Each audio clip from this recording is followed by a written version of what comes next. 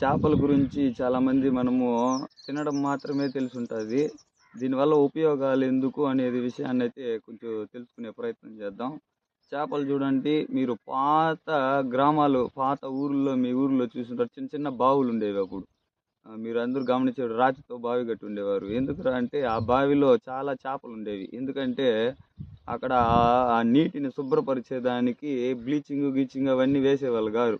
కొన్ని చేపలకు తీసుకొచ్చి దాంట్లో పడేస్తే, ఆ చేపలు దాంట్లో ఉన్నటువంటి పాచిని, ఆ క్రిములన్నీ కూడా శుభ్రపరిచి, తాగేదానికి ఆ నీరుని శుభ్రపరిచేదానికి అట్లా చేపలను వాడేవారు. ఇప్పుడు కోసుకొని తినేదానికి చేపలను వాడుతా ఉన్నారు. ఇది అసత్యమైనది.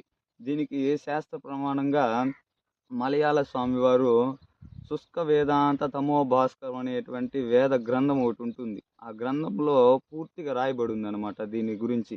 ఎందుకంటే ఈ వాస్తవమా అవాస్తవమా అనే శాస్త్ర ప్రమాణంగా